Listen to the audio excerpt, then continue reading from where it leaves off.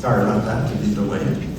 Well, it was great to have the video from President Ruto. I'm thrilled that he was able to do that. It was a great message. So, the Build Act structured DFC to operate with a board of directors.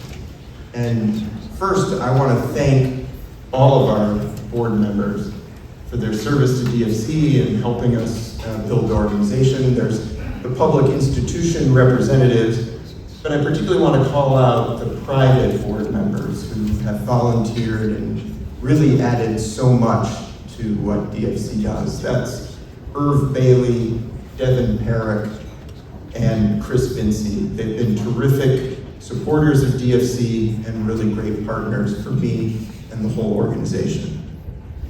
But for our final keynote, it's my privilege to introduce Secretary of State Anthony Blinken. He acts as the chair of the DFC board. Secretary Blinken's leadership and vision have been instrumental in guiding the United States through a uniquely challenging period on the world stage. Under Secretary Blinken's leadership, the United States has expanded its efforts to strengthen trade and investment ties worldwide, with a particular focus on partnerships. His commitment to commercial diplomacy and economic security is evident in the initiatives he has championed, which aim to enhance local capacities and to support sustainable long-term growth.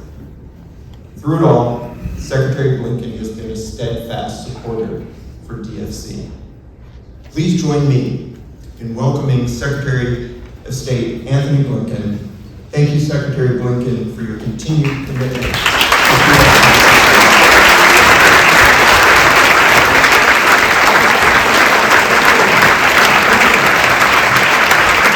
To join in to celebrate the DFC's 5th anniversary. Now, I'm the parent of a 5-year-old myself, so I know that can be a little bit unruly.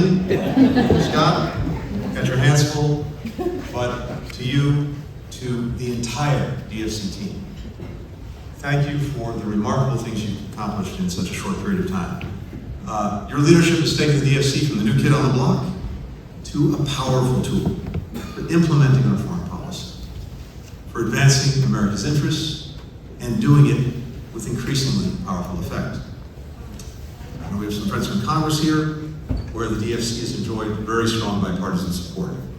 And that's been true from the beginning, and I hope that it endures. I know I've had a chance to hear today from some of my good friends and colleagues, from the National Security Advisor, Jay Sullivan, from the USAID Administrator, Sam Powell, underscoring just how much this administration values this agency and just how much it brings to our development and diplomacy work. In a more competitive world, we have a strategic imperative to demonstrate that other countries can look to the United States as a reliable, responsive partner in tackling some of our biggest challenges, to demonstrate that we have the better offer to deliver on their own national aspirations. And as I've traveled the world, I've seen the fundamental importance of that value proposition, the value proposition that the DFC offers us. From enhancing food security to addressing the climate crisis, to promoting inclusive opportunity, DFC's been the tip of the spear in all of our efforts, committing now a record $12 billion across 44 countries just in this year alone. And I think, Scott, as I've looked at what you've done, you've succeeded in part by reimagining how the United States does development. Not only does leveraging private capital allow us to invest significantly more than our traditional foreign assistance would allow, it also yields returns that can be reinvested in other initiatives.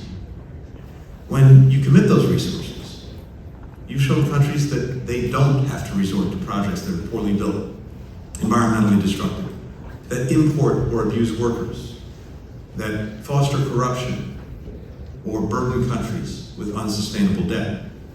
Instead, they can achieve growth, they can achieve progress, while adhering to the strongest, the highest environmental, social, and labor standards. When other governments see that our government our companies, our investments make a concrete difference in their lives, in their livelihoods, that simply makes them want to deepen the partnership with the United States and further advances our shared interests. And when people around the world have greater access to markets, to healthcare, to renewable energy, that's good for America's businesses, for Americans' health, and for the planet that we all share. Now, I've seen the DFC strategic impact in Europe, where DFC financing has helped our partners diversify away from Russian energy, whether that's modernizing a shipyard outside Athens to make Greece an energy hub, or rehabilitating hydroelectric plants and electric grids in Bulgaria and Greece.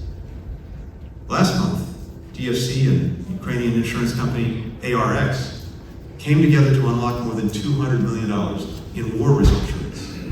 This was a critical initiative because it's enabling businesses in Ukraine, agricultural processors, pharmaceutical companies, retailers, to operate knowing that they'll be made whole if their assets are damaged or destroyed by the war.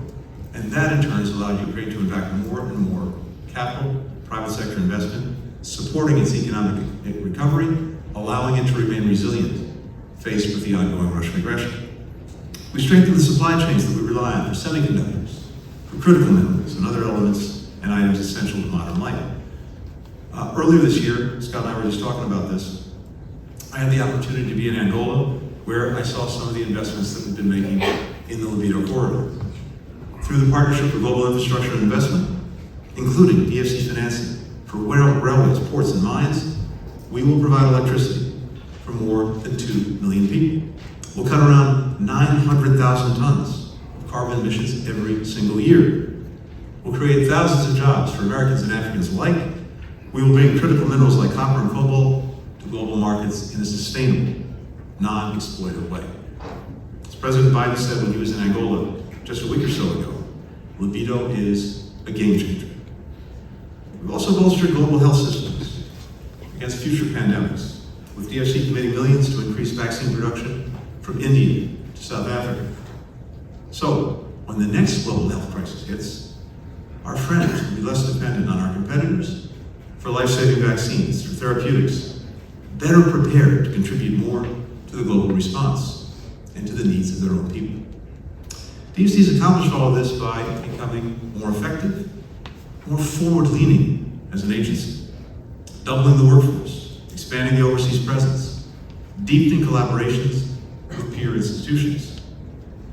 So as I'm looking out at the challenges that we'll have to face in the years ahead, it is clear to me that we need the DFC, and we need the DFC to do even more in more places than ever before.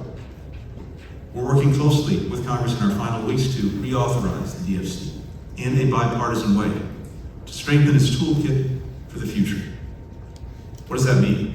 A few things that I think are worthy of emphasis. I think it means expanding the number of countries where the DFC is actually eligible to operate. This would bring DFC in line with our other development finance institutions and enable the DFC to work within limits in strategic sectors, critical minerals, energy, transportation, communications, not only in low and middle income nations, but also in high income nations when it displaces our competitors. It means increasing the DFC's financial firepower by doubling the total amount it's able to have invested at any given time, from $60 billion to $120 billion. It also means shifting the way the DFC is required to treat so-called equity investments. When the DFC buys equity in a company, it owns part of the company outright, giving it a full seat at the table when it comes time to decision making. Which partners to work with, which standards to meet, which projects to take on. That helps companies and investors, including the DFC, succeed and succeed financially. But today, DFC has to treat its equity investments like a grant that will never show a return on the money, instead of the lucrative and strategic investments that they so often are. Taking into account these expected profits would enable the DFC to substantially increase its equity investments and take more risks in strategic sectors. Now, these are actually relatively modest changes, but I'm convinced they would make the institution even more effective. And as a result, even better able to deliver for the American people and for people around the world. This is a great story to tell. And it's a story that we need to tell more places, in more ways, and even more effectively. Because I think as we tell the story, we'll get more and more sustained support for the work of the DFC. What the DFC is doing is really one of the best examples of how, when our country gets in the game, when we have something tangible to offer other countries around the world, we really are the partner of choice.